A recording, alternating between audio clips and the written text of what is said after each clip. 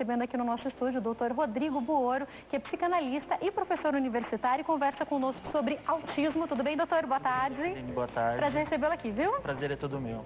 Doutor, eu queria começar entendendo até mais sobre o autismo, porque a gente percebe que quando há um diagnóstico de que o filho tem autismo ou terá, né? Verá um bebezinho doente, as pessoas já falam, nossa, mas que tipo de doença é? É distúrbio? Vai ter uma vida normal? Não vai? O que é exatamente o autismo? De que maneira ele pode, de alguma maneira, afetar o sistema neurológico? Na realidade, hoje, quando a gente fala de autismo, é muito difícil a gente dar o diagnóstico, tanto que a gente fala agora de espectro autista, né? Porque tem vários níveis. Antes a gente falava do autismo leve, médio e grave. Mas assim, varia muito de uma criança para outra. O que nós sabemos é que ela vai atuar diretamente no desenvolvimento, né? Então ela vai ter um problema nesse desenvolvimento, onde pode surgir de várias formas. Déficit de atenção, ela começa a se excluir um pouco do nível social que convive, e assim nesse sentido. Agora, doutor, quando o senhor fala sobre o que antigamente a gente tinha uma tabelinha para enquadrar as crianças, hoje não dá mais para colocar dentro de uma caixinha. Cada criança pode reagir de um jeito, é isso? Isso, cada criança tem sua particularidade. Então, o diagnóstico hoje é muito difícil. Então, precisa ser com um médico muito especialista que acompanhe essa criança e veja quais as suas deficiências. Porque é tão grande os sinais e sintomas, cada criança tem uma sintomatologia diferente. Então, esse diagnóstico não existe, assim, uma caixa. 5 sintomas, absolutamente autismo. Padrão, não é, né? Não tem um padrão. Agora, doutor, isso só pode ser diagnosticado depois que a criança nasce? A partir de que faixa etária? Algum exame já pode prever isso quando o bebê está na barriga da mãe? Qual que é até o fator genético, né, hereditário? Só que o que acontece? Tem uma causa genética? Alguns estudos dizem que sim, mas não existe uma fórmula também. Olha, isso justifique um exame e vai dizer que seu filho ou a sua filha vai ter um quadro de autismo. Não. Isso é desenvolvido a partir do momento que a criança começa a fazer a sua composição psíquica, né, seu desenvolvimento psíquico, e aí pode desenvolver nesse sentido, normalmente de 0 a 2 anos, mas não quer dizer que não possa trazer mais para trás, mais para frente, no caso. Para quem é um pouco leigo, às vezes a gente confunde um pouco síndromes, distúrbios, porque quando a gente fala, por exemplo, de algumas doenças específicas como Down, a gente consegue saber exatamente onde foi que houve um problema ali, quando a criança estava sendo gerada, para entender o que está acontecendo. Quando a gente fala hoje sobre autismo, a gente não consegue um ponto em comum para todas as crianças, é isso, doutor? Não consegue. Claro que tem umas características, né, que se repetem. As crianças com autismo gostam muito de símbolos redondos, brincar com movimentos circulares, né? Sabe a grande maioria não tem uma especificidade nesse sentido, né? Então, mas é repetitivo. Né? Autismo são sempre sinais e sintomas repetitivos, né? O que nós tentamos fazer, por exemplo, o lado da psicanálise, é entender e fazer com que esse sofrimento seja diminuído, né? Até um tempo atrás falavam-se muito dentro da psicanálise que seria culpa dos pais, das mães e assim por diante. Mas o que acontece? Na realidade, a psicanálise não vai julgar, né? Vai ver qual não é esse o ponto da psicanálise, né? É tentar enfrentar os problemas que podem surgir. Não só da pessoa com autismo, como da família também, né, doutor? Principalmente. Um dos fatores muito determinantes para o sucesso do tratamento ou não é a participação familiar. Por quê? Porque a família, os pais, têm um choque muito grande. Eles criam uma expectativa. A partir do momento, né, que começa a saber da gestação, cria-se uma expectativa muito grande, que isso é normal. Claro. E aí, até o medo, né? Até o medo. E quando tem esse diagnóstico, que às vezes vem muito tardio, né, que pode ser confundido com uma perda de audição, entre outros às vezes sintomas. Quando a criança vai para a escola, que daí começa a se perceber algumas coisas, né? Sim. Até então, e eu acho que uma coisa interessante, eu queria saber se o senhor constata isso também na psicanálise, doutor. A família, algumas vezes, nega alguns sintomas, né? Não, ele é desatento, ele é mais quieto que os irmãos, ele gosta de ficar no mundinho dele. Até que alguns professores, às vezes, ali na escolinha, tem que chamar e falar, não, tem alguma coisa diferente mesmo, né? Porque é difícil para nós assumirmos que o nosso próprio filho tem algum problema. Então a gente tem autossabotagem. O que é importante dizer é que dentro da psicanálise a gente vai trazer o quê? O que está no inconsciente para a consciência. E a partir do momento que estiver consciente, trabalhar da melhor forma e fazer com que esses sinais e sintomas eu enfrente de uma melhor forma possível, tanto para a criança quanto para os familiares. Então a coisa que nos desagrada está no inconsciente. E aí na psicanálise a gente vai trabalhar esse inconsciente, trazer para a consciência e fazer com que cada um entenda o seu papel. Qual é a função paterna junto com uma criança, qual é a função materna junto com essa criança e a criança em si. O importante do autismo é dizer que não dá para ter um único tratamento. tem que ser interdisciplinar, tem que ter mais de um especialista acompanhando. E esses especialistas devem conversar sobre aquele caso? Sim, eles têm que trocar figurinhas, entender se está evoluindo num sentido, se não está no outro, com psicólogos, psicanalistas, pediatras, neuropediatras, ou seja, uma equipe que esteja apta a entender e que juntos consigam trazer da melhor forma um resultado positivo para essa família. Doutor, geralmente o médico já encaminha essa família, esse autista para psicanálise. Às vezes a família tem que procurar por conta e até mesmo entender qual é o momento. Se ali, já nos primeiros anos ali da criança, no primeiro aninho, já se constatou a probabilidade do autismo, já pode procurar uma ajuda, mesmo nesse comecinho? O que acontece? A psicanálise sempre vai trabalhar com a parte psíquica. Então, a partir do momento que os pais notam que existe algum comportamento fora do comum ou uma exclusão, já é um indício para levar para uma terapia ou para ver o que está acontecendo. Porque mesmo a criança que não fala, porque o autismo traz problemas nessa comunicação não verbal também, não né? Verbal. Mesmo antes da criança falar algumas coisas, já podem ser detectadas. Que na parte da psicologia, a parte comportamental é muito importante. Não dá para retirar um ou colocar outro, para entender. Então, enquanto a psicologia vai ver a parte comportamental, a psicanálise vai fazer o quê? Entender que aquele sintoma que ele está mostrando pode significar algo. E aí, o que a gente pode fazer? Transformar esse sintoma numa coisa mais positiva, não que nós vamos resolver, mas mais positiva para que entendemos e fazemos o quê? Que esse sujeito consiga ter uma adaptação melhor nesse ambiente. Agora, eu queria entender uma coisa, doutor, que eu acho importante. Ora, se a gente chegou num momento onde a gente não rotula se é leve, ou a gente pode ter uma noção, é leve, mas está se desenvolvendo assim, a gente pode entender que o estímulo que os pais dão a partir de descobrir que uma criança tem autismo, os estímulos que vão ser dados pelos pais e pelos profissionais que vão cercar essa criança, que vão ajudá-la, são essenciais para o desenvolvimento dessa criança? Essenciais. A partir do momento que você consegue ter um diagnóstico precoce, a chance de sucesso é muito boa, né? Então tem casos, né, tem alguns estudos que mostram que com uma antecedência no tratamento, a criança consegue desenvolver as suas atividades normais sem nenhum tipo de sequela. O que acontece é que, como pode ser vários sintomas diversos, o diagnóstico acaba sendo tardio. E aí, dependendo do momento da criança, vai facilitar ou não, vai ter um prognóstico, né, bom ou não. Mas quanto antes, melhor. Imaginando aqui uma família que de repente precise de hospital público para chegar a uma conclusão, então aí, olha, ele pode ter um problema de não ouvir direito, aí vamos fazer os exames, olha, talvez seja um déficit de atenção, devem ser várias tentativas, né? A saúde pública é complicado, né? Então, a partir do momento que o médico pede um exame, aí tem aquele tempo para fazer o exame. Aí marca a consulta, aí ele fala, não é isso, vou encaminhar para outro especialista. E aí vai indo, e aí nisso a criança vai perdendo esse tempo que ela poderia estar fazendo tratamento. Porém, a partir do momento que é diagnosticado, esse médico que diagnostica já começa a encaminhar para os tratamentos que precisa, de acordo com a sua gravidade, com o psicólogo, terapeuta ocupacional, entre outros. Mas o que é mais importante? É a família, dentre a sua função paterna e materna, né? Eu entro em choque, tenho uma criança com autismo, eu entro em choque. Como eu vou resolver a minha parte interna desse choque sem transcender para a criança? E aí que a psicanálise pode auxiliar. A aceitação, vamos dizer, se conformar, mas trazer uma qualidade de vida melhor, entender o que acontece e fazer que tenha as aproximações. Porque uma das características do autismo é isso, ele acabar se isolando. E nós tentarmos trabalhar o quê? Para colocar esse sujeito, né, essa criança, de novo no mundo social e poder interagir. Incluí-la, né?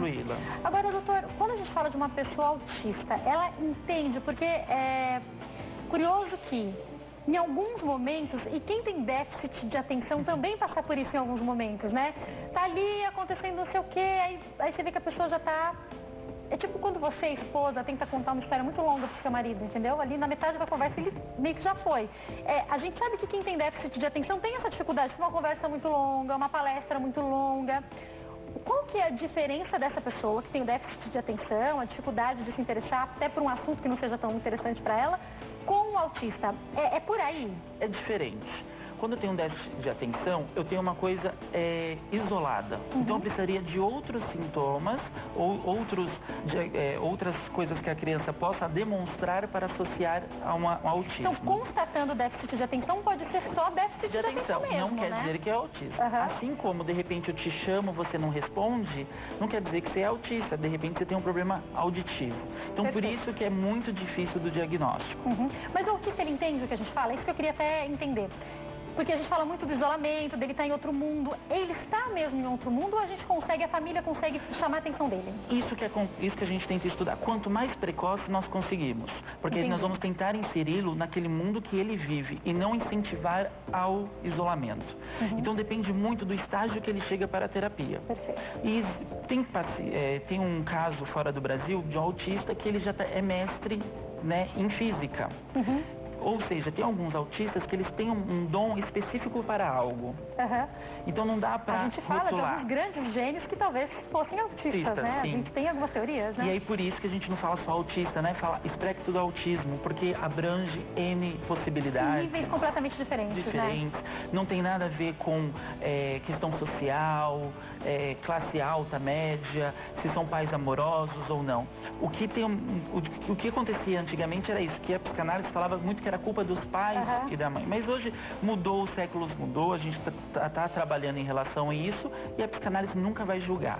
Sempre vai trazer o melhor. O que os pais vão poder interferir é em oferecer o melhor tratamento. Ainda que não tenham dinheiro para pagar algumas coisas, muitas coisas eu sei que dá até para fazer em casa, para tentar desenvolver essa criança da melhor maneira possível, não é? Sim. O problema é esse, que a partir do momento que tira do nosso comodismo, né, acaba nos trazendo uma certa angústia, uma carga de culpa, às vezes, é muito complicado, é muito complicado. Doutor, vamos lá entender algumas coisas. Quais os instrumentos utilizados na psicanálise para trabalhar com autista? Então, na psicanálise, a gente trabalha como que eu posso dizer, na observação, né? Primeiro, a gente vai avaliar essa criança, vamos ver os sinais e sintomas que ela apresenta e trabalhar qual o significativo dela. E aí, baseado nisso, nós vamos ver qual é o grau que ela está na sua composição da personalidade, como o seu psicológico está sendo formado. E aí é nesse momento que é importante os pais, para eles entenderem que eles têm essa função dentro da criança, dessa formação psíquica. De qualquer criança, né? De qualquer criança, e como atuar para trazer uma melhora nesse sentido. Então, baseado na observação, nós vamos ver quais as ações que a gente vai estar utilizando. Quer dizer, 10 crianças autistas, 10 comportamentos diferentes, 10 ações diferentes. Pode ser tudo diferente, né? Tudo diferente. Doutor, desenhos, sentar para desenhar junto com essa criança, brincar com ela, e até que ponto isso é importante? E também, eu tenho uma pergunta pontual sobre isso. Eu tenho um amigo que tem uma pessoa, né, uma amiga, que o irmão dela é autista. Veja, a comunicação que ele obteve com essa criança, família, as pessoas até comentam, ele te adora, ele puxa pela mão, ele brinca de carrinho, e daí esse meu amigo senta junto, brinca, interage. Como é que é essa comunicação? Tem pessoas de quem o autista se aproxima mais? Sim, não é que ele se aproxima mais, é que de acordo com como você se apresenta para ele, ele deixa que você faça parte do mundo dele. Então tem a ver com a sua interação dentro do mundo dele, nossa interação, em outras pessoas. E que isso é importante, e que isso mostra para ele que ele não está só.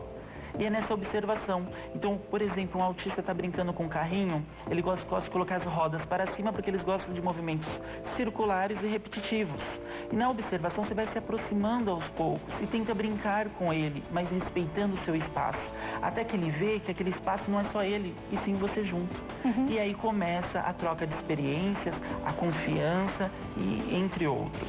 Chegou a hora da escola. Colocar em uma escola regular ou em uma escola especial. A sua orientação muda de criança para criança? A minha orientação é assim, que na realidade nós tínhamos que ter uma educação que aceitasse, tivesse profissionais qualificados, né, para todos os tipos de crianças especiais. Mas depende muito da gravidade, do nível de entendimento da criança com autismo. Essa que tem algumas crianças que conseguem ir para a escola, elas não conseguem ter um relacionamento social. Mas elas conseguem aprender? Mas elas conseguem aprender. Que é aqueles que têm alguns dons específicos para algumas disciplinas. Vai se destacar muito em matemática, em física? Principalmente em números, essas coisas. Mas o relacionamento social não existe. né? Para ele vai para a escola. Tem uns que conseguem ter um português muito formal. Eloquente, né? Eloquente, porque formal não vai criar vínculos. Mas eles conseguem. Agora tem uns nos casos mais graves, que são um pouco mais agressivos, e aí precisa de um tratamento. Se eles podem ser agressivos. Podem ser agressivos, mas de uma forma inconsciente. Às vezes eles podem se bater, se machucar, e é nisso que a gente tenta trabalhar em conjunto. O autista, a gente sabe que tem essa dificuldade para interação, mas ele tem dificuldade para amar também? Ou, se descoberto desde cedo e bem tratado, a família consegue demonstrar esse amor e receber também amor? Sim, é importantíssimo. O amor é muito importante. A família transmitir o amor transmite segurança, né, e transmite conforto. E em relação a isso, o autismo vai responder da mesma forma. O que acontece é que a forma de demonstração é diferente, né? Então, uns que têm a plena consciência do que é o amor, do que é um pai ou uma mãe, um dia eu vi um vídeo muito interessante de um rapaz de 15 anos com autismo. Ele falava que o pai era o exemplo dele. Então, o pai dele era o exemplo e ele gostaria de fazer tudo o que o pai faz. Isso é uma forma de amor. E em contrapartida, ele fala que ama a mãe dele. Mas não quer dizer que ele é emotivo, ele vai abraçar, ele vai demonstrar. Então, existem muitas particularidades que aí são infinitas. Queria entender um pouquinho mais sobre quando esse autista cresce. Você já explicou pra gente, lógico, que vão ser níveis completamente diferentes. Mas existe um momento, eu fico imaginando se eu trabalhar com os pais também, que tem que soltar um pouco mais, até que ponto ele pode ir se desenvolvendo, ir sozinho para a escola, pegar uma condução, como é que funciona essa questão? É uma relação muito de confiança. Dependendo do grau, temos sim crianças com autismo que trabalham. É difícil? É porque o mercado do trabalho não proporciona isso. Mas temos autistas que trabalham, que pegam o ônibus, vão até a escola sozinhos. Isso tem um desgaste muito grande da família, porque ela tem que... ela quer proteger, né? Fora isso, ela tem que ir junto, mostrar pontos de referências, imagens, com aquele passo... Não é simplesmente, a gente já foi várias vezes, ele já sabe o caminho, não é assim que funciona, né? Fala, olha, você tá vendo essa imagem que acabou de passar pelo ônibus, passou essa imagem, você dá sinal, ou seja, eles têm que fazer associações. E aí, dependendo do grau, ele consegue ter uma vida independente dentro das suas limitações. Porque eu fico imaginando uma situação comum, normal, que é a gente indo para algum lugar, não sei se isso já aconteceu com você, mas quando você vai a um lugar muitas vezes com alguém dirigindo, e daí nesse dia você tem que ir dirigindo, ou você tem que ir sozinho, você fala, gente, mas eu já fiz esse caminho tantas vezes, como é que eu faço agora que eu estou no comando? Então, uma pessoa que tem um provável distúrbio neurológico vai ter dificuldade mesmo que ela já tenha feito várias vezes esse caminho. Sim. Então, a família vai ter que deixar muito bem marcado para ficar tranquila, né? Sim, é porque também existe aquela coisa que 95% das coisas que a gente faz no dia é em transe, né? Porque a gente faz no modo automático. Então, ele tem que associar algumas coisas para também que possa entrar nesse modo automático e ele despertar a atenção e fazer as funções que ali precisam. Eu quero saber, o autista pode namorar, se relacionar e até casar? Pode. Todos nós temos as nossas necessidades fisiológicas, né? Seja na síndrome de Down, que você citou, ou seja no autismo. O que vai direcionar se ele vai ter um relacionamento sério ou não, né? Vai ser a sua gravidade, o tipo de sintomatologia que ele vai apresentar. Mas, de forma alguma, é uma objeção que ele não possa ter um relacionamento, que não possa ter filhos. Né? Esses dias eu estava vendo um depoimento de um rapaz que ele casou com uma pessoa que não tinha autismo, teve 3 filhos. Por coincidência, do filho deles também tem autismo, mas eles levam a vida dele de casal normalmente, trabalha, supre todas as suas necessidades. E eu vou te fazer aqui uma pergunta, como deve ser a interação desse pai com esse filho que tem autismo, né? Porque ele entende o que o filho vive, apesar que a gente não sabe exatamente qual o nível, né, de cada um deles, mas deve ser uma relação que não causou talvez tanto susto, né, para os pais, quando isso acontece, né? Não, é um choque para os pais, porque primeiro eles têm que aceitar, nossa, meu filho tem autismo. Aí depois um choque, nossa, meu filho pode ter um relacionamento. Quer dizer, é um segundo choque, mas um choque de prazer, né? Então, nossa, meu filho vai ter uma vida... Eles vão soltando? Como é que funciona isso? Ou é o próprio jovem que aí se apaixona e conta para os pais? Como conta para os pais ou não conta? Como é que costuma ser essa relação? Na realidade, tudo vai depender muito da gravidade. Mas, por exemplo, um jovem com autismo, ele pode ter a ciência de que ele precisa ter um relacionamento e ele precisa de uma garota, por exemplo. Mas não necessariamente que ele vai já se apaixonar por ela, vai ter aquela coisa de charme, de conquista, não necessariamente. Mas ele percebe o que está acontecendo no mundo ao redor, sabe que tem o papai, que tem a mamãe, que as pessoas muitas vezes são casais, né? Então, quer dizer, ele vai percebendo o que está acontecendo, né? E dependendo do tratamento, ele vai fazer o quê? Ele vai ter uma noção que ele precisa fazer parte dessa sociedade. E aí ele vai acabar fazendo alguns conceitos que a sociedade pede. Você citou uma coisa que a gente sabe que é muito importante, é que boa parte das coisas que a gente faz num dia, a gente faz o que eu chamo de automática, como se a gente fizesse em trânsito, você falou, né? Explicando da maneira correta, né? No caso do autista, esse nível que pra gente que não tem autismo já é tão alto, é mais alto ainda ou não? Mais alto. É que poucas coisas lhe chamam a atenção. Né? Por exemplo, movimentos repetitivos. Então, isso lhe chama a atenção e lhe agrada. Tem pessoas com autismo que eles podem colocar uma vinheta de um desenho e ficar vendo aquela mesma vinheta várias vezes. Coloca e volta. Então, isso varia muito. Nós fazemos em trânsito automático, mas a gente tem a consciência daquilo que nós estamos fazendo. O autismo já não. Dependendo da gravidade, ele não vai ter essa consciência. Porque é isso que nos permite dirigir no automático, mas saber que tem que parar no farol vermelho, né? Às vezes você está ali dirigindo o caminho que você faz sempre. Quantas vezes acontece de você falar, nossa, eu nem lembro que caminho eu fiz para chegar aqui. Mas você sabe que você parou no farol na hora que tinha que parar, seguiu na hora que ficou verde, porque a gente tem consciência daquilo que a gente está fazendo, né? Como vício, por exemplo. Tem pessoas que costumam fumar durante o ato de dirigir.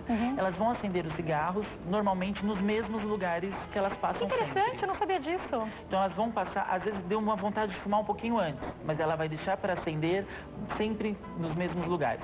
Desde que vá fazer o quê? Aquela mesma rotina. Pensando no mesmo trajeto. Porque o que nos dá gasta mais energia? Pensar. Existe uma coisa que gasta mais energia do cérebro? É pensar. E como que o cérebro vai fazer para tentar amenizar isso? Fazer o automático. Porque a partir do momento que nós fazemos automático, o cérebro não precisa pensar. E ele não precisando pensar, não vai gastar energia. Gente, eu falo pra vocês, às vezes, principalmente quando é um programa especial, uma gravação, a gente tem que... Às vezes eu chego e falo, gente, eu fiquei sentada, mas eu tô tão cansada. Porque quanto mais você precisa mudar tudo, sair da rotina, fazer coisas diferentes, mais o cérebro vai sentir com certeza, Sim, né? porque ele vai gastar muito mais energia. Uma coisa é você já estar acostumada a fazer todo aquele trajeto, que nem o pessoal diz, faço muitas coisas ao mesmo tempo. A maioria dessas coisas são em trânsito. Quando chega alguma coisa diferente daquela rotina, peraí, deixa eu terminar isso que eu já te dou atenção. Por quê? Porque o cérebro precisa gastar uma energia para aquilo e uma atenção maior naquele momento. Agora, quando a gente fala especificamente do autista, muitas coisas ele realmente não está percebendo, é isso? Não. Ele se isola, né? Ele vive no seu próprio mundo. E aí cabe aos profissionais estar fazendo o quê? Fazer com que esse acompanhamento, esse desenvolvimento psíquico, né, que pode ter várias estruturas de acordo com a realidade. Por isso que quando vem uma criança com sinais muito precoces, a gente consegue ressignificar esses sintomas e a criança tem um prognóstico muito bom. Para a gente caminhar para o fim do nosso bate-papo, eu queria entender uma situação que é justamente isso que eu vou colocar totalmente entre aspas, que é vida normal. Estou pensando aqui numa criança que teve uma percepção precoce, teve o atendimento correto, ela vai então poder ter uma vida próxima, por exemplo, de um irmão que não tem autismo? Sim. É quando a gente fala vida normal, o que é uma vida normal, né, no dia de hoje? Mas dentro das suas limitações, com um apoio familiar, todo mundo entendendo as suas necessidades, cada pessoa tem a sua necessidade, ele consegue ter uma vida normal dentro daqueles padrões necessários para ele. Então vai poder estudar, provavelmente vai poder trabalhar, vai poder se relacionar e até casar. Sim, com certeza. Assim como o síndrome de Down, que consegue também, né? Agora, quando a gente pensa em um autista, vou pensar numa mulher autista, tá? Gerando uma criança, ela pode ter dificuldades, isso pode mudar depois da criança nascer, não sei se você já teve alguma experiência assim, ou já leu a respeito? Já li a respeito, mas eu não tive um acompanhamento nesse sentido. A parte fisiológica da mulher vai acontecer, né? Ela pode estar percebendo como não. Então vai depender. Se ela tem um grau leve, ela vai conseguir perceber, vai ser bem informada e vai poder acompanhar essa criança. De repente ela não entenda as mudanças que estão acontecendo. E aí, mais uma vez, o que é importante é a família ter um acompanhamento para tentar ver ali quais as falhas, o que pode melhorar para ela participar e entender ao seu redor. E entender até onde também esse filho, né, pensando aqui nos pais, vai poder ir, né? Olha, Sim. ele não tem limitações para isso, então ele pode fazer isso. Não, aqui ele ainda é um pouco limitado, é melhor a gente preservar essa área. Eu acho que junto com todos os profissionais que atuam para cuidar dele, a decisão vai ser tomada, não é mesmo? A decisão é tomada e eu acho que com uma equipe bem especializada tudo vai em ordem. O grande problema é que às vezes o nosso certo, nós queremos que seja certo, mas não é o certo. E justamente por isso que eu coloquei, entre aspas, uma vida normal. Porque o que é uma vida normal? Uhum. Muito obrigada, foi um prazer te receber aqui. Eu que agradeço. Quem quiser entrar em contato, a gente vai deixar o site www.consultoriafuncional.com.br. Tem o facebook.com/. Rodrigo Buoro Consultor, certo? E no Instagram, @Rodrigo_consultor_funcional. Tá passando direitinho também. Mais uma vez, obrigada e uma ótima tarde. Eu que agradeço.